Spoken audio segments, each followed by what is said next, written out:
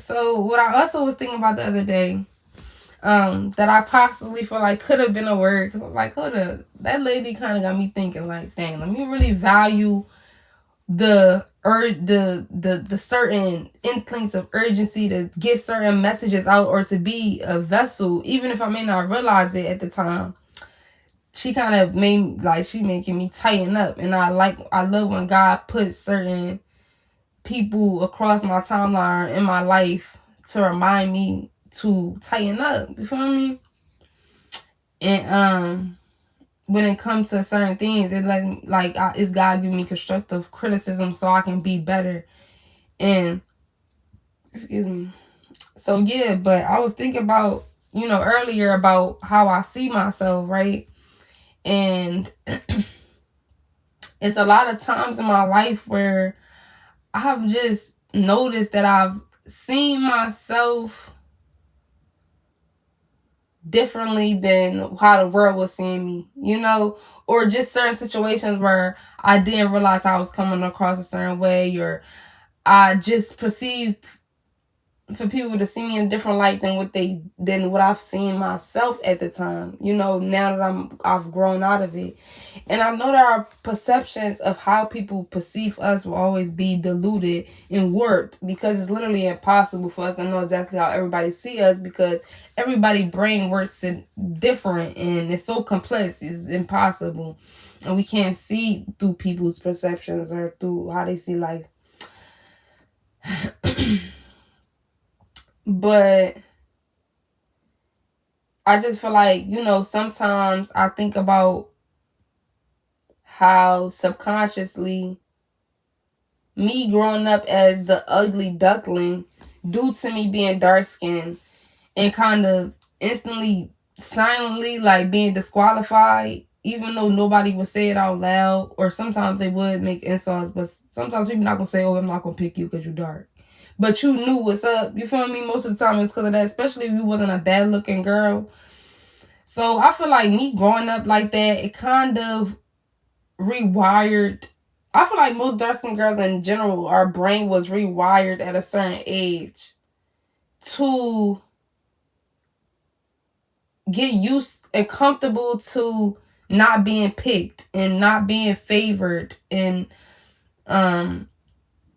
indirectly knowing that you are considered not beautiful, or the world don't see you as beautiful because you're dark.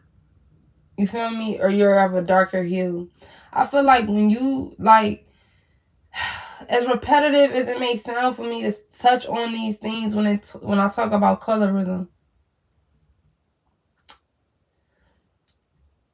the more I get older, the more I see how experiencing that may have affected me way more than I have ever realized. And I feel like it have affected the community, and especially dark skinned girls and women, a lot more than we have realized. You feel me? In a lot of positive ways too. It made us have, like, our confidence different. Like, it's like built from the brick by brick confidence, because when you learn to love yourself where everybody else telling you not to, or you shouldn't, or something about you that you can't change, that they feel like it's ugly about you, that's not easy. You feel me? So when you do still make it and love yourself throughout that, is nothing else could break you down. You feel me? So it gives you character and it makes you stronger. That's why I don't regret it. I don't regret going through it. But I do feel like sometimes it's a disconnect. Like, even when I do feel like it plays a part, like, as shallow as it may sound, but it is something that you should take in for consideration when you are dealing with people, like, the color of your skin, not just you being black or your race, but also the hue of your skin, how dark you are. Because to a certain extent, the world is still brainwashed that dark. Subconsciously, they taught us that dark means bad, dark means evil, dark means, you feel me? So we already subconsciously kind of think that, packed on with the colorism from the slavery and all that other stuff. You feel me? So I just feel like that's why sometimes it is a disconnect when I am, like, I had this so-called friend that I used to be cool with for years, and I feel like it was some type of spiritual contract, because my mom and her mom was cool, and her mom did some backdoor my mom back in the day, like some just wild stuff that I know it had to be some spiritual contract stuff. And then her grandma and my grandma was fighting before, like.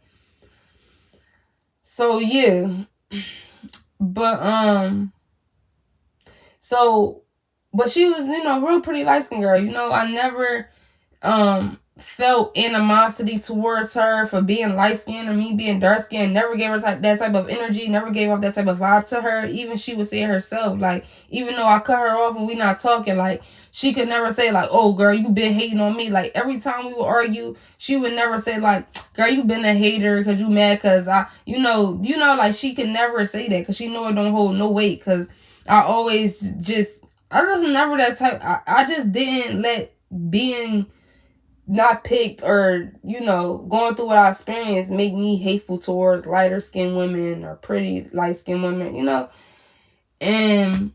but I do feel like now looking back at it, I do feel like other than our values and our morals and our integrity and our ethics just not being aligned, I think it was also because we kind of, even though we all experiencing life different,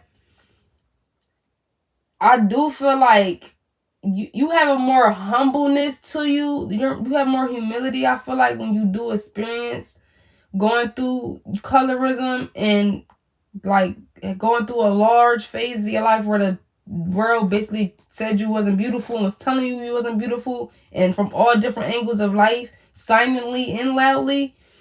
I do feel like when you don't experience that, you kind of lack. It's like some type of. It's like you missed. I'm not gonna say you missed some type of character development, but I do feel like if you're one of the dark skinned girls that didn't turn bitter because of it, and you're around lighter skinned women that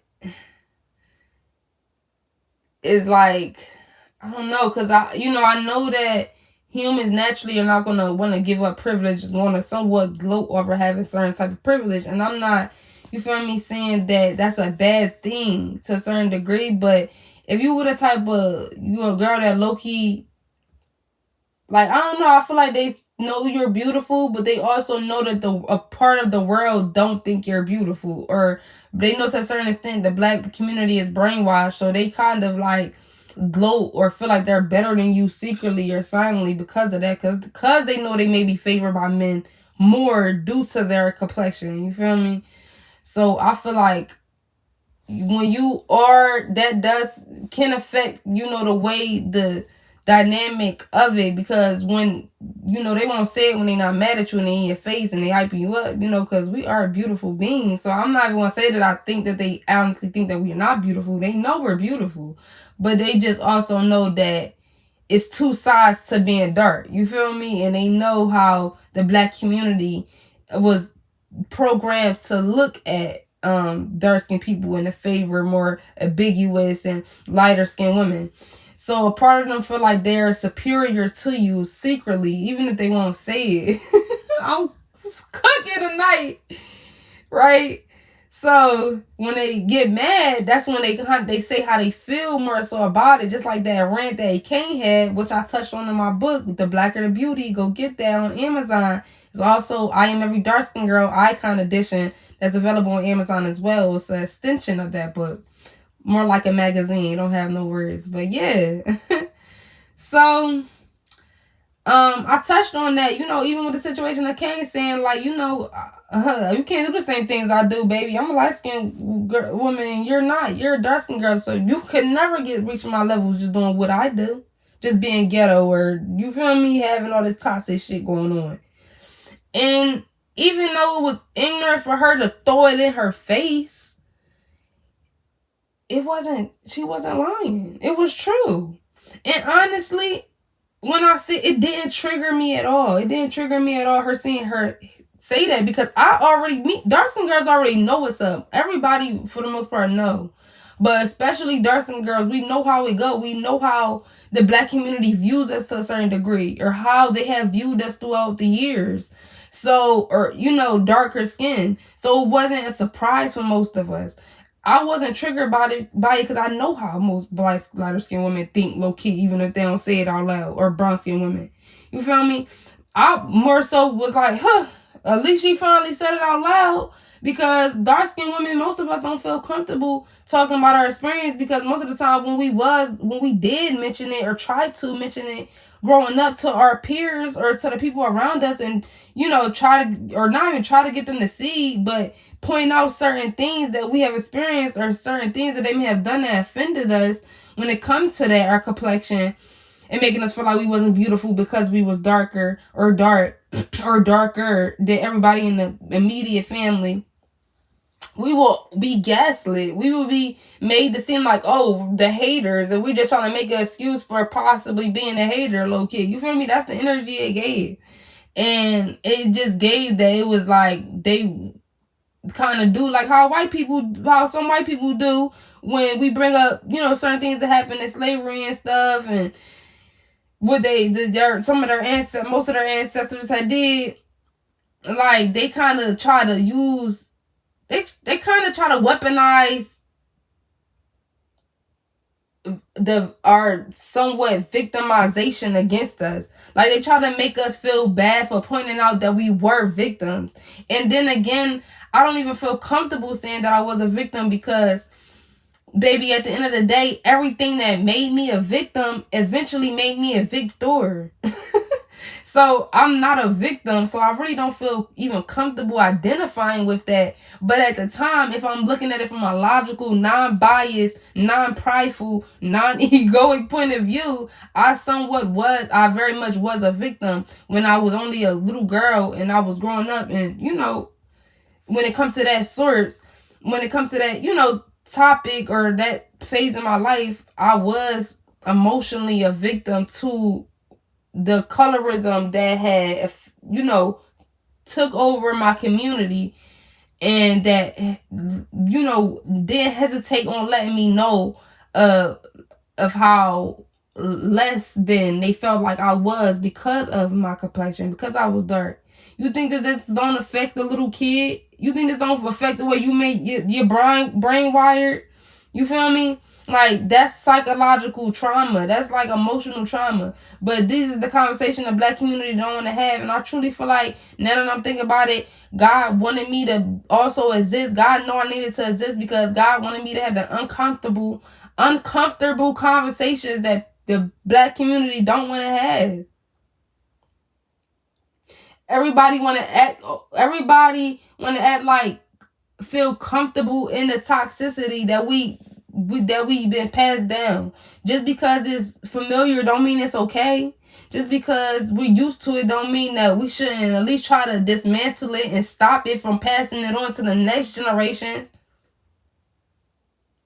Like, I know to a certain degree, even though it makes my book even more interesting, Blood in the Streets, I'm willing to be a hypocrite in front of the world. I know I'm still a hypocrite. I still listen to trap music. You feel me? I know that it affected me too. It's not just, and that's why I was like, I don't want my book ever to come off as if I'm enabling Black men, because I'm not. A small part of me sympathize with them, but it's also accountability all throughout my book. And it's also protections for young Black girls, because yeah, it's them, but then again, it's us too that is going to affect, because we're growing up with them, alongside them, and naturally humans are going to want to procreate with people and their peers that's in their proximity.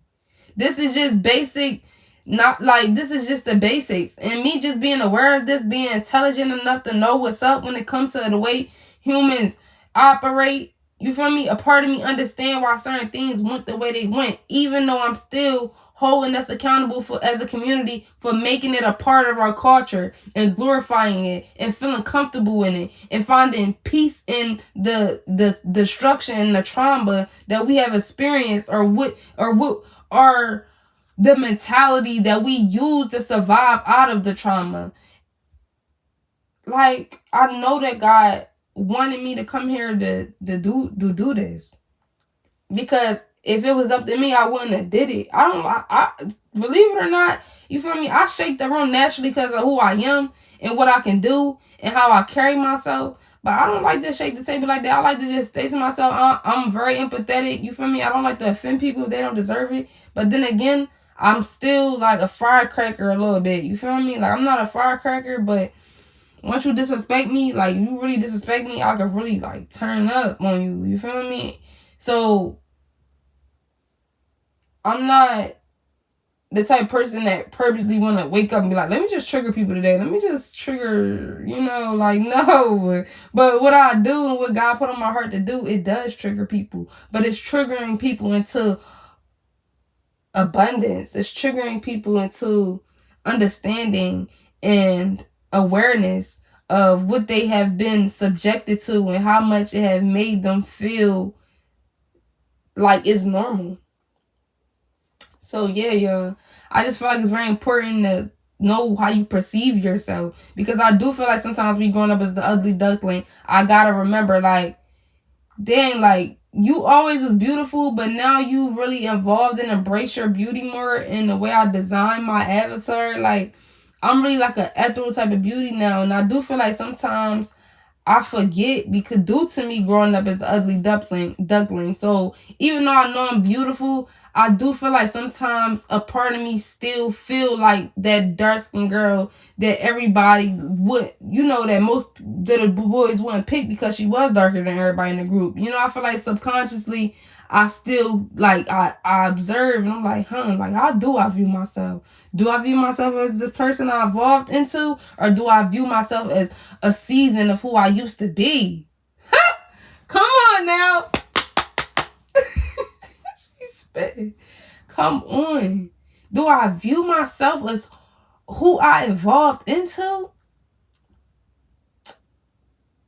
And the woman that my pain molded me into, that survived the pain?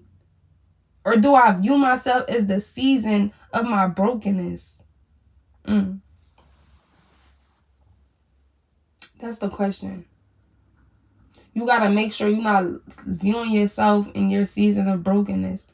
Always make sure you're evolving, not only just within your mind, but within your heart. When it comes to how you feel about yourself and how you treat yourself, because it all starts with you. And everybody's going to reflect to you how you feel about yourself, or one way or another, no matter how or what type of relationship it may be in your life. And I'm going to end it off with that. Like, comment, and subscribe, y'all. If you want to send any donations, my Cash App is $, London Milan 2023. I'm an artist and an author. Show some love. Support a young black, upcoming. I'm not even upcoming. We already here, baby. What? Period. You gotta speak it into existence. And I am already here. It's just, everything else gotta line up in that 3 days. So if you want to help me accomplish my dreams and get any faster to it. Did I say that? I ain't say that right.